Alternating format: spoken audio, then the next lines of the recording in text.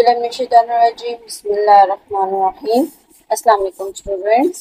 आज हम HTML के बारे में डिस्कस करेंगे। ठीक है, थर्ड चैप्टर हमारा स्टार्ट हो चुका है और फर्स्ट लेक्चर हम कर चुके हैं। इसमें हमने वेबसाइट के बारे में, सर्च इंजन के बारे में, वेब एप्लीकेशन के बारे में, वेब पेज के बारे में ये सारा हमने डिस्कस किया था। इसके अलावा डेवलपमेंट के बारे में, वेब डेवलपमेंट के बारे में पढ़ा था। ठीक है, उसमें आपके पास फ्रंट एंड डेवलपमेंट और बैक एंड डेवलपमेंट थी। इसके अलावा स्टैटिक और डायनामिक आपके पास वेबसाइट्स थी। ठीक है, तो इसको हमने डिस्कस किया था और इसके डिफरेंसेस भी डिस्कस किए थे। आज हम डिस्कस करेंगे इंशाल्लाह HTML के बारे में। तो HTML hypertext markup language is language used to define and display your content in the form of web page। यानी कि जो हमारा वेब पेज होता है ना, वेबसाइट का जो पेज होता है, उसको बनाने के लिए जो लैंग्वेज यूज की जाती है वो होती है HTML। ठीक है, जो पेज है हमारा वेबसाइट का, जो भी पेज है, पहला पेज, सेकंड, थर्ड, जो भी पेज है आपके पास, फॉर एग्जांपल वेबसाइट आपके पास किसी भी यूनिवर्सिटी के आप ले सकते हैं, जैसे कि यूनिवर्सिटी ऑफ सरगोदा कह लें, तो उसका जो भी पेज है आप ओपन करेंगे तो उसका जो पेज है वो वेब पेज कहलाता है। और जो वेब पेज है वो किस तरह से बनाया जाता है, वो HTML जो लैंग्वेज है उसको यूज करके बनाया जाता है। ठीक है, तो आपका जो वेब पेज के अंदर जो कंटेंट है वो HTML लैंग्वेज को यूज करते हुए, इसमें कुछ टैग्स वगैरह होते हैं, एलिमेंट्स होते हैं, वो यूज करते हुए हम ये वेब पेज बनाते हैं। उसमें जो भी आपने कंटेंट डालना होता है। ठीक है, तो with the help of tags, यही बात कर रहे हैं, टैग्स की मदद से आप क्या कर सकते हैं, you will define different contents what they are. Different content आप डाल सकते हो, उसमें टेक्स्ट आपने डालना है। ठीक है, उसमें आपने जो है वो कुछ पिक्चर्स वगैरह डालनी है, लिंक्स डालने हैं, एनिमेशन डालने हैं, जो भी डालना है। तो डिफरेंट कंटेंट आप जो है वो टैग्स की मदद से, टैग्स को यूज करके डाल सकते हैं। correspondingly HTML will display them accordingly। तो उसके मुताबिक जो है वो HTML इसको डिस्प्ले करेगा। HTML identifies and provides support for every object। अब हर ऑब्जेक्ट के सपोर्ट जो है वो प्रोवाइड करता है और आइडेंटिफाई करता है HTML पेज के अंदर, यानी वेब पेज के अंदर। डिपेंड करता है कि जो टैग्स आपने यूज किए हैं, ठीक है, उस हिसाब से। अब ऑब्जेक्ट्स क्या होते हैं, जितने भी हम जो एलिमेंट्स होते हैं, यानी कि टैग्स जो होते हैं जो यूज करते हैं, वो ऑब्जेक्ट कहलाते हैं। ठीक है, जितने एट्रीब्यूट्स वो सारे के सारे ऑब्जेक्ट कहलाते हैं। ऑब्जेक्ट क्या होता है, इसमें टैग्स आ जाते हैं, एलिमेंट्स आ जाते हैं, एट्रीब्यूट्स आ जाते हैं, कमेंट्स आ जाते हैं। ये सब के सब मिल मिला के ऑब्जेक्ट बनता है। For example, this is my first attempt for a web page. अब ये एग्जाम्पल उन्होंने लिए, ये एक सेंटेंस है which you want to get display in web browser, so you have to put it like this। अब ये सेंटेंस अगर आपने लिखना है, ठीक है, एंटर करना है, तो बॉडी के टैग होगा। बॉडी के टैग के अंदर आप क्या करेंगे, ये पैराग्राफ का टैग, पी का टैग लगाएंगे और उसके अंदर डबल कोट्स के अंदर आप लिखेंगे this is my first attempt for a web page. Web page का ये मेरा पहला अटेम्प्ट है। ठीक, ये आपने सेंटेंस डबल कोट्स के अंदर ही लिखना है। जो भी डबल कोट्स के अंदर लिखेंगे वो डिस्प्ले करेगा। ठीक है, और जैसे ही हमने पैराग्राफ में टैग स्टार्ट किया, सेंटेंस कंप्लीट करने के बाद उसका टैग क्लोज भी करना। ठीक, ये याद रखना है कि जो टैग आप ओपन कर रहे हैं उसका टैग क्लोज भी करना है। ठीक, कुछ क्लोजिंग टैग्स भी होते हैं और कुछ सिंगल टैग्स भी होते हैं, यानी एम्प्टी टैग जिसका कोई क्लोजिंग नहीं होता, वो हम डिस्कस करेंगे। इस फिलहाल इतना ही कि ये आपके पास स्टार्टिंग टैग है और ये जो स्लैश के साथ है ये क्लोजिंग टैग है। तो क्लोज भी आपको करना होगा जो टैग आप स्टार्ट कर रहे हैं। कैरेक्टर्स बिटवीन एंगुलर ब्रैकेट्स, ये लेस देन और ग्रेटर तक का जो साइन है, एंगुलर ब्रैकेट्स हैं, इनके दरमियान जो भी टेक्स्ट होगा वो टैग कहलाएगा। ठीक है, वो क्या कहलाएगा, टैग कहलाएगा। The set characters is as per defined HTML rules and is one of the elements that we can use। तो जो कैरेक्टर्स हैं, जो भी हमने कहा है, is as per defined HTML rules को फॉलो करते हुए हमने जो है वो सब कुछ डिस्प्ले करना होता है। ठीक है, अभी मैंने आपको एक रूल बताया कि अगर आप टैग स्टार्ट कर रहे हैं तो उसका क्लोज भी लाजमी करना है। ठीक है, and is one of the element that we can use. तो ये सारे एलिमेंट्स होंगे जो कि हम यूज कर सकते हैं, यानी कि उसके रूल्स को फॉलो करना, तो ये भी एक एलिमेंट ही है। ठीक है, every components of HTML is identified by starting and terminating tag। की मैंने बात की कि हर कंपोनेंट जो HTML का होगा उसका अगर आप स्टार्टिंग टैग लगा रहे हैं तो साथ में क्लोजिंग टैग यानी कि टर्मिनेटिंग टैग भी होगा। ठीक है, starting and terminating tag. Additionally, we have to define from where to start and end the effect of every component.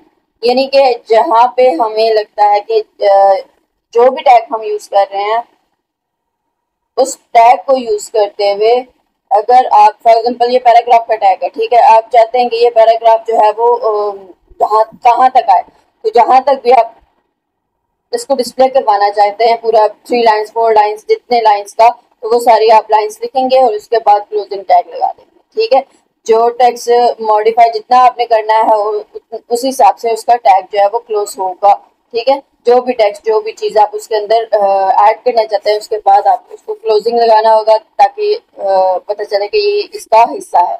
Therefore, we place p tag, paragraph का tag, starting marker is in the start of the sentence and this tag closing the marker after the sentence. Sentence के बाद लगाया क्योंकि हमारा sentence close हो चुका था। ठीक है, उसके बाद हमें कुछ लिखना नहीं था, अगर कुछ लिखना होगा तो उसके बाद मजीद हम करते जाएंगे। ठीक है, और उसके बाद क्लोजिंग टैग लगाएंगे। Now you have put your sentence between two tags with a component to take effect. The P tag is used for paragraph और sentence का tag या sentence या paragraph के लिए ये P का tag जो है वो यूज किया जाता है। ठीक है, ये मैंने अभी आपको बताया। Similarly, there are tags for everything in HTML, but main point to note here is that you can write your HTML code in Notepad and can run it in a browser. अच्छा, इसको लिखने के लिए जो आपके पास HTML document है बनाना है, तो HTML के जो कंटेंट है वो लिखने के लिए टैग्स वगैरह यूज करना है। HTML को कोड जो लिखना है उसको लिखने के लिए आप नोटपैड भी यूज कर सकते हैं। ठीक है, इसका अपना सॉफ्टवेयर भी होते हैं और जो आप नोटपैड है वो भी यूज कर सकते हैं। नोटपैड में आपको एज इट इज सारा कुछ याद करना पड़ेगा और सारा कुछ खुद लिखना पड़ेगा। जो अपने जिसकी जो होती है ना सॉफ्टवेयर, उसमें बहुत कुछ ऑप्शंस आपके पास जो है वो बिल्ट इन होती हैं। आपको HTML का टैग जो है वो स्टार्टिंग में जो लगाना होता है वो पहले से मौजूद होता है। ठीक है, कुछ टाइटल हेड का टैग वो पहले से दे दिया जाता है जो इसके अपने सॉफ्टवेयर होते हैं। ठीक है, HTML के लिए तो अगर नोटपैड में लेंगे तो आपको सारा कुछ जो है वो खुद से राइट करना पड़ेगा और उसके बाद उसको सेव करना होगा और सेव करके आप ब्राउजर में इसको व्यू कर सकते हैं। ठीक है, .html या .html एक्सटेंशंस लगा के आप सेव करेंगे। ठीक है, तो there are many softwares IDE environments available that help in minimizing your code efforts को minimize करते हैं। ये मैंने बताया कि सारे कोड आपको नहीं करने पड़ेंगे। HTML को कोड क्लोजिंग और स्टार्टिंग लिखा हुआ होगा, बॉडी का टैग लगा हुआ होगा। ठीक है, इसके अलावा हेड अगर आपने यूज करना तो वो लगे होंगे इस तरह से, और जो भी टैग आप लगाना चाहेंगे वो ऑप्शन भी आपको देना शुरू कर देगा। विजुअल स्टूडियो, नेटबीन्स एक्सेट्रा, ये सारे जो है वो उसके लिए यूज होते हैं software. For this chapter we will using Visual Studio version 2022 environment, but the code mentioned here will be applicable to any other environment as well. Code हम जो यहाँ पे डिस्कस करेंगे वो किसी भी एनवायरनमेंट में यूज किया जा सकता है, लेकिन इस चैप्टर में जो ये यूज कर रहे हैं सॉफ्टवेयर वो विजुअल स्टूडियो वर्जन 2022 है।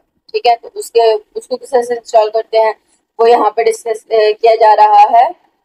तो यहाँ पे आपने क्या कर लेना है, जो नेट से डाउनलोड कर लेना है। ठीक है, इसका इंस्टॉल, उसके बाद ये आपके पास आगे वीडियो शो हो रहा है कि इसमें जो वीडियो स्टूडियो इंस्टॉलर है उसको आप कंटिन्यू करेंगे। ठीक है, हम कंटिन्यू पर क्लिक करते हैं, ये आपके पास कंटिन्यू पर क्लिक हो गया। उसके बाद आपके पास है ये डायलॉग बॉक्स जो है वो अपीयर हो गया, इसमें ये डाउनलोडिंग कर रहा है और उसके बाद इंस्टॉलेशन इसकी स्टार्ट हो जाएगी। ठीक है, तो ये साथ साथ आप इसको भी देख सकते हैं कि किस तरह से इंस्टॉल हो रहा है। सबसे पहले आपने क्या करना है कि डाउनलोड करना है नेट के से, वही जो उन्होंने लिंक दिया हुआ है वही आप ओपन करें, वहीं से आपको मिल जाएगा। डाउनलोड करेंगे, ठीक, उसके बाद आपको सेटअप आ जाएगा। आप इंस्टॉल करने के लिए येस पे क्लिक करेंगे और उसके बाद आपके पास वो डायलॉग बॉक्स कंटिन्यू, और उसके बाद ये आपके पास आ गया जिसमें डाउनलोडिंग और इंस्टॉलेशन हमारी कंप्लीट हो चुकी है। और इसके बाद आपके पास कुछ वेट करना पड़ेगा आपको। उसके बाद ये आपके पास आ चुका है। ठीक है, तो इसमें लास्ट में आप देखें, इसमें जो पॉइंट्स आपको बस दिए हुए हैं ना, तो ये एजूर डेवलपमेंट है, इसके अलावा पाइथन वगैरह, तो इसमें से किसी पे भी आप क्लिक करना चाहे तो क्लिक कर सकते हैं। लेकिन लास्ट में जो इंस्टॉल वाइल डाउनलोडिंग, इसमें ऑल नीचे ऑप्शन भी होगा, तो उस पर आप क्लिक करके इंस्टॉल पे क्लिक कर देंगे। ठीक है, ताकि तमाम सेटअप्स जो है वो इंस्टॉल हो जाए। ये सेटअप कंप्लीट होगा तो आप इंस्टॉल हो जाएगी starting download operation, starting installation operation and this one release. तो देखते हैं, इसको वेट कर लेते हैं जब तक इसकी ये कंप्लीट होती है डाउनलोडिंग। हम जस्ट रीडिंग कर लेते हैं जो विजुअल स्टूडियो इंस्टॉलेशन के बारे में था। ठीक है, वैसे रीड करने की जरूरत नहीं है आपको, सेटअप मैंने यहाँ पे समझा दिया किस तरह से इंस्टॉल करना है। फिर भी हम देख लेते हैं। Installing visual studio, installing visual studio में क्या कह रहा है? For installing the latest integrated development environment, IDE full form भी आपको याद होनी चाहिए। एनवायरनमेंट होता है ये, ठीक है, सॉफ्टवेयर के लिए जो भी आप कोडिंग जिस चीज का यूज करना चाह रहे थे। और माइक्रोसॉफ्ट विजुअल स्टूडियो, ये आपके पास लिंक है, यहाँ से आप डाउनलोड कर सकते हैं और एंड डाउनलोड द इंस्टॉलर।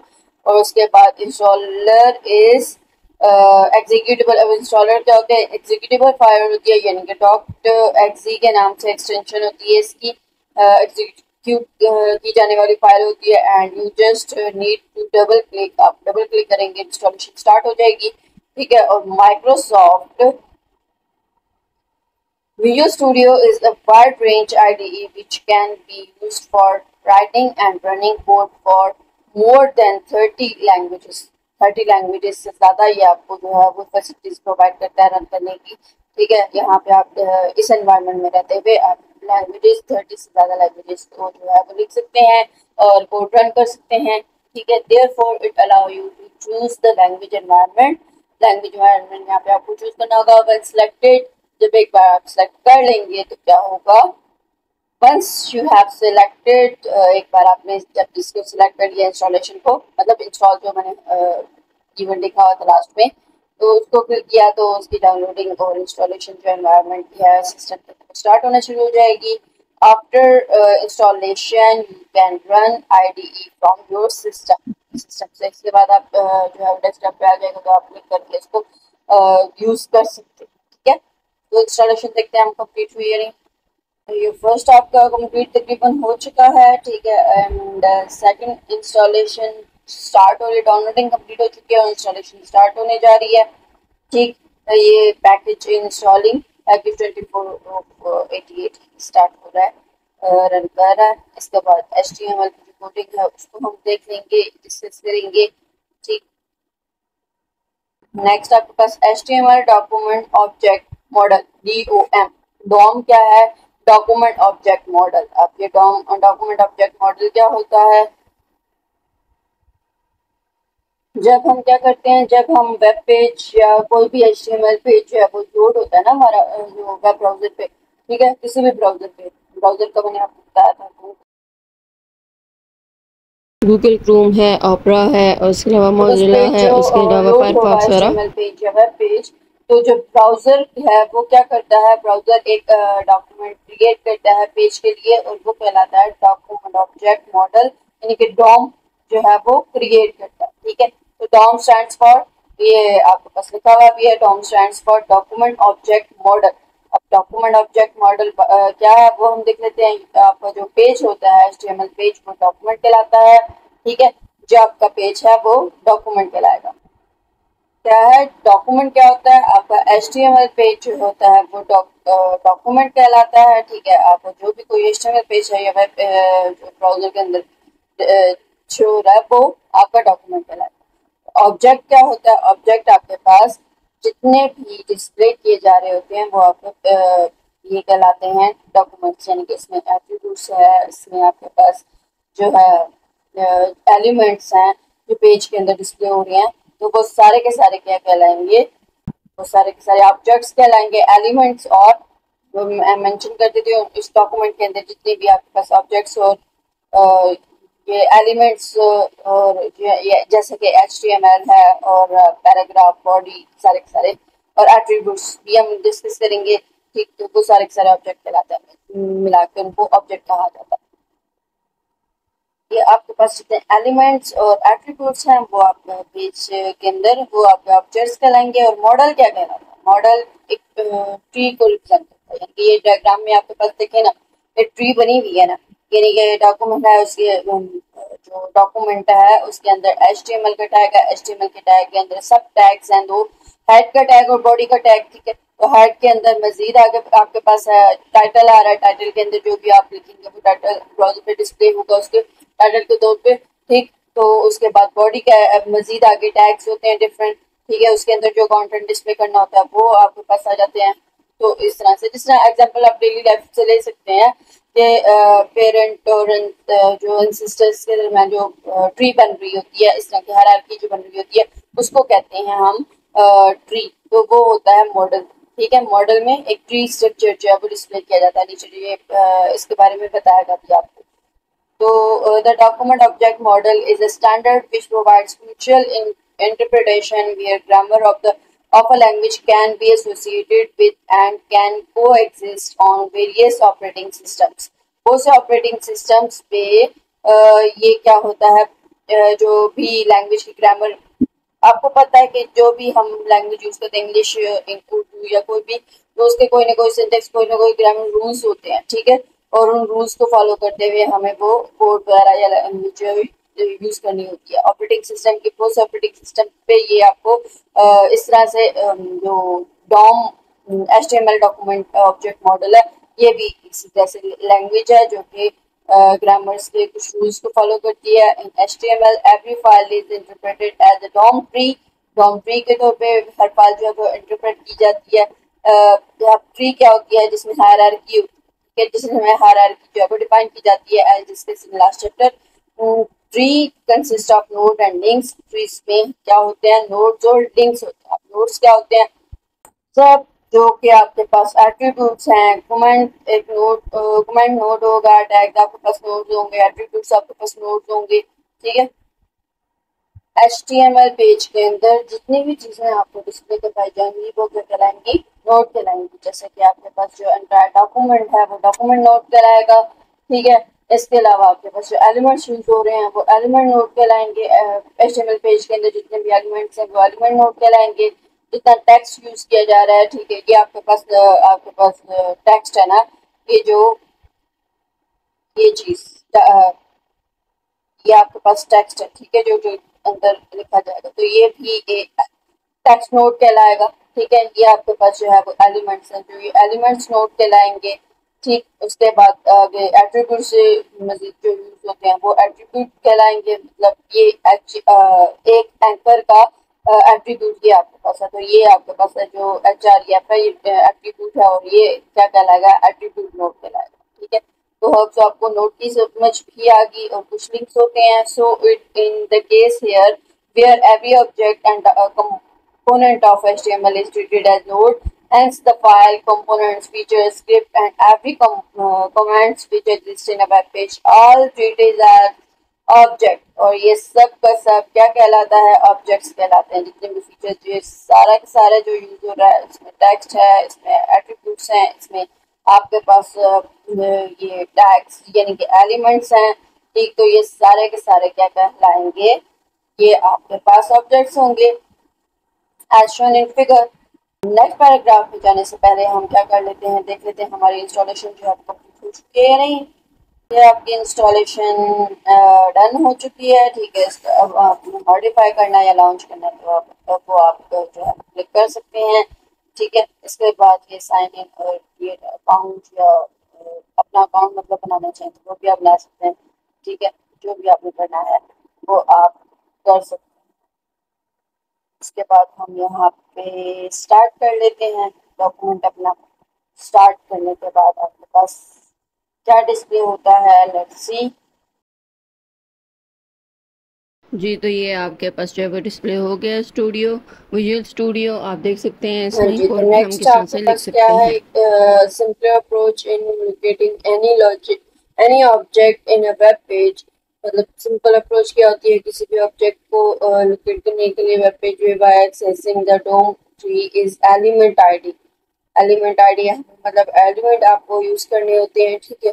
अगर आपने वेब पेज बनाना है ठीक है। तो ऑब्जेक्ट्स यूज करने हैं तो उसके लिए आपको डॉम ट्री आपको ऊपर डिस्कस कर दी है, ठीक है। ट्री होती है मतलब एक आपके पास HTML है, ये ऊपर डायग्राम है ना, ये HTML आपके पास क्या है, ये पेरेंट है, ठीक है। ये रूट नोड रूट आपके पास एलिमेंट है, ठीक। उसके बाद ये आपके पास इसके चाइल्ड है हेड और बॉडी, ये दो इसके चाइल्ड है, ठीक। उसके बाद आपके पास ये हेड का जो चाइल्ड है वो टाइटल है, ठीक है। हेड पेरेंट है टाइटल का और टाइटल चाइल्ड है हेड का, ठीक है। तो उसके बाद ये दोनों चाइल्ड्स हो गए और इसके आगे ये आपके पास माई अकेडमी इसका टेक्स्ट है जो कि चार्ट है, ठीक है। उसके बाद बॉडी का पेरेंट कौन सा था आपके पास, जो रूट नोड यानी ये HTML था, और इसके चाइल्ड्स कौन सा बॉडी के H3 है, एंकर है, और भी बहुत से हो सकते हैं, ठीक।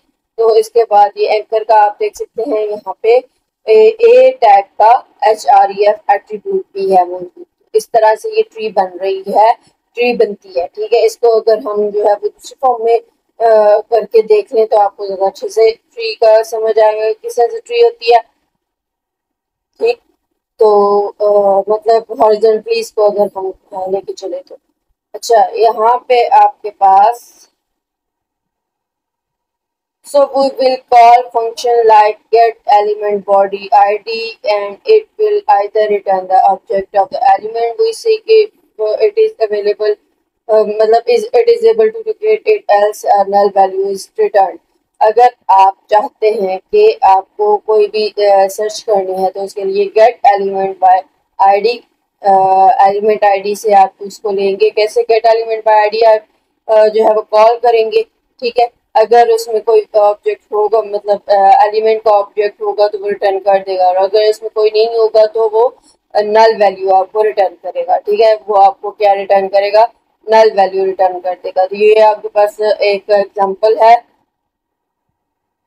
Document type. सबसे पहले तो आपके पास ये डॉक्यूमेंट टाइप HTML का डॉक्यूमेंट टाइप जो है वो ऊपर टैग आ गया, ठीक है। HTML का टैग आ गया। उसके बाद आपके पास असल चीज यहाँ से 1 से स्टार्ट हो रही है। HTML का टैग है, बॉडी का टैग है, उसके बाद यहाँ पे उन्होंने हेड का टैग यूज नहीं किया, कंपल्सरी नहीं होता, ठीक है। ब्राउजर में अगर आप शो नहीं करना चाहते तो ये भी ठीक है, नहीं शो करना चाहते तो ना से बॉडी का टैग और HTML का टैग लाजमी। HTML का टैग मतलब कि आपको बताता है कि आपका HTML डॉक्यूमेंट जो स्टार्ट होने लगा, ठीक। बॉडी का टैग जिसके अंदर हमें सारा काम करना होता है, ये भी इम्पोर्टेंट है। यहाँ पे आपके पास ये P का टैग है, ठीक है। और ये ID एट्रीब्यूट है, ID is equal to LP ID, ये एट्रीब्यूट है, ठीक है। यहाँ इसके अंदर ID में इसने लिख दिया। उसके बाद इसका जो टैग है स्टैटिक, यहाँ पे इसने टेक्स्ट लिखा है, मतलब इसके अंदर जो डिस्प्ले चीज होनी है वो स्टैटिक यूज होना है और डिस्प्ले होना है। और उसके बाद इसके ये आपको क्या कहते हैं टैग, जो पैराग्राफ का टैग था P टैग था, क्लोज हो गया।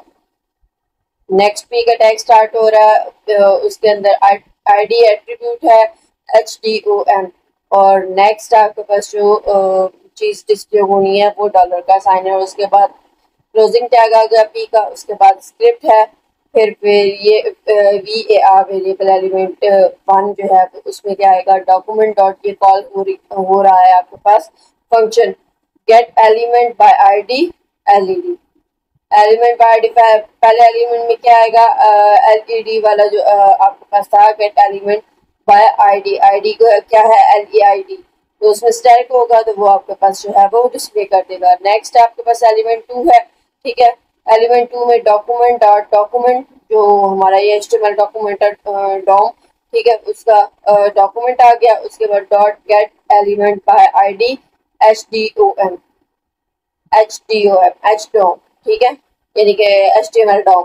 तो उसका जो है वो आपके पास ये आईडी का नाम अपनी मर्जी कोई भी उसने रख लिया और आ गया उसका डॉलर साइन आ गया, मतलब ये कि डॉलर जो सिंबल है वो डिस्प्ले करेगा नेक्स्ट में, ठीक है। टेक्स्ट फ्रॉम सेकंड पीस ये आपके पास डॉलर का साइन आ जाएगा।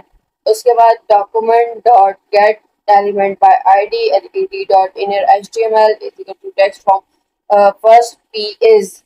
अब यहाँ क्या होगा, ये जो dot inner HTML is equal to text from first P is, तो ये पहले आपको डिस्प्ले करेगा text from first P is उसके बाद आपके पास ये प्लस का साइन का मतलब है कि ये कॉन्केटिनेट कर रहा है, कॉन्कैट कर रहा है, मिला रहा है।